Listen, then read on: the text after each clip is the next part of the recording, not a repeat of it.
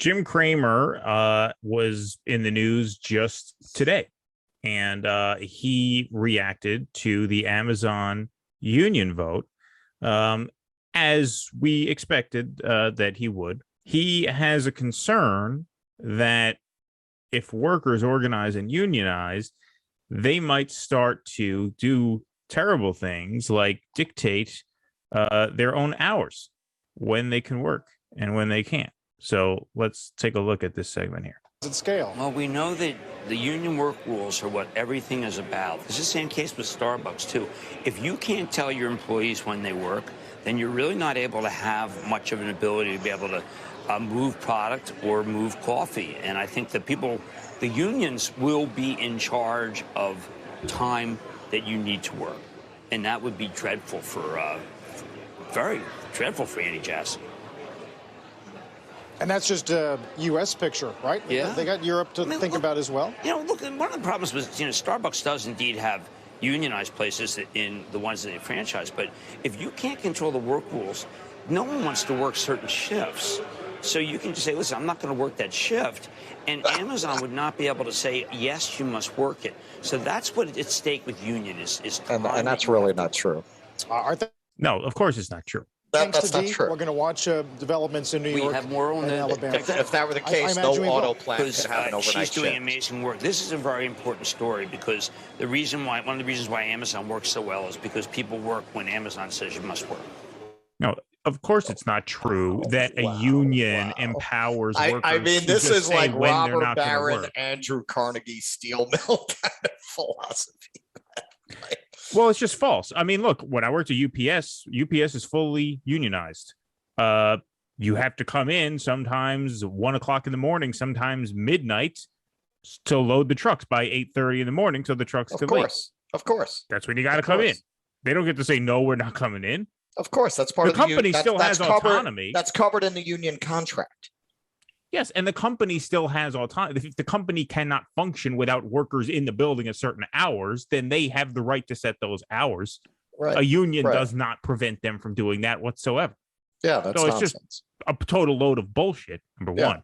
Which look, Jim Cramer is sophisticated enough to know better than that. He has to know better than that. He's not like fucking Anderson Cooper, man. He's not a Vanderbilt. Like he comes from a middle class background. Like he has to understand this. He's not that out of tune with how the world works. So because what they want to do, what he's really saying is Amazon's not going to be able to abuse these workers, and it's going to hurt their bottom line. He's finding a way to say that sounds less like he's trying to throw somebody into molten steel. But that's essentially what his beef is. And more, he's trying to also frame it more that it's going to affect the consumer in a big way. Even though, look, CNBC is watched largely by people who play the market, right?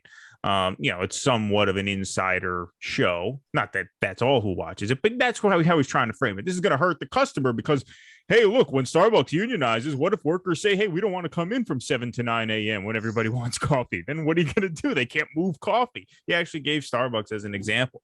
And he showed how Starbucks stock went down since those first workers voted to unionize. And I think that this is an interesting angle to look at this from, because you just see the panic and the chagrin of the shareholder class. Not even necessarily in a technical sense, the shareholder class is the ownership class, but you know what I mean. The investor class, the panic amongst the investors when workers actually assert their worth. It just shows how left out of the game labor actually is.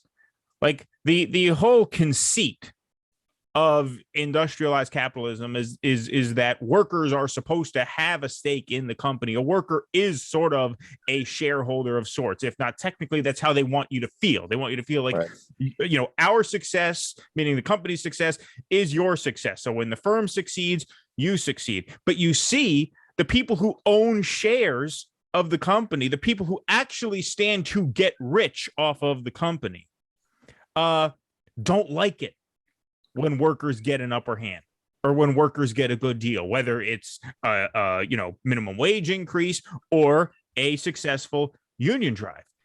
They Well, panic, and that ought to right there, just that alone ought to reveal the lie that these people tell every single day, which is that workers ought to feel invested in the companies they work for. If that were the case, their success really would be your success, and they would be happy if you unionize. Look, Costco, the CEO of Costco, encourages his workers to unionize.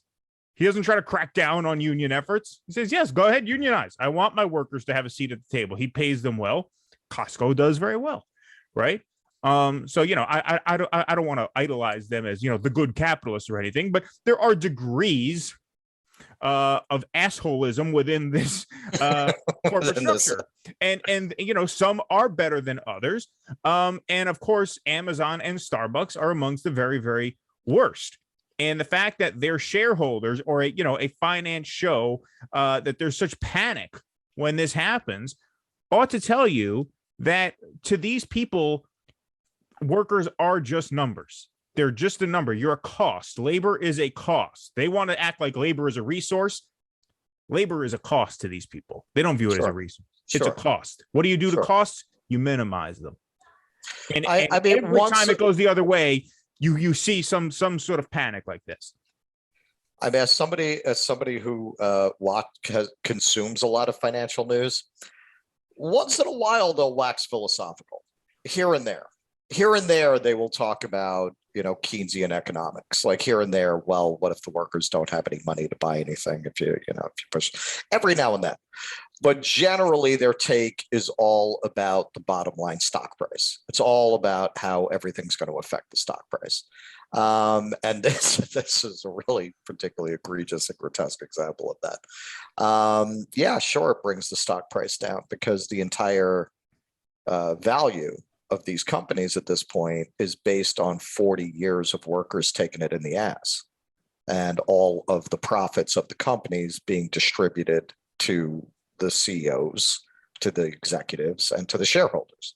That is the whole premise of the stock market. Like, yes, if you have a mass wave of unionization that undermines and redistributive tax policies, does the stock market lose half its value? Of course it does, because half its value is based on that exploitation. At minimum, it is based on unfair distribution of wealth and unfair labor practices. If you start to reverse that, yeah, they're right. Of course, yeah, your investment in Amazon is not going to be worth as much, which is why we've said repeatedly, the idea of a Wall Street owned left party is a contradiction in terms.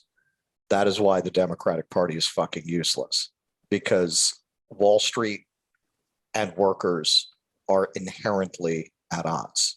They are inherently at counter purposes.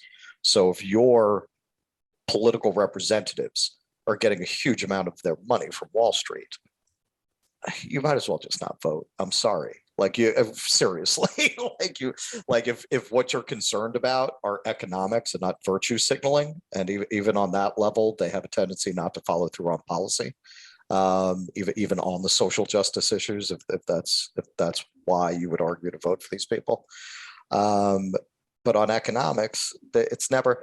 I look back now, like I think so many of us do, at how fucking naive we were about Obama. Oh yeah, no, Wall Street gave him more money than any candidate in history because he was going to crack down on Wall Street. Like, what do you think he was telling them in meetings? What do you think he was telling them in back rooms, that they're handing him this kind of money? They weren't handing him that to go all FDR on them. He made assurances through channels or somehow. He made it clear to them they're going to get a sweetheart deal when he gets into office. Like, now looking back, how absurd was it that we didn't follow the money and just look at how much money he was getting from Wall Street and realize that he was a fucking sham.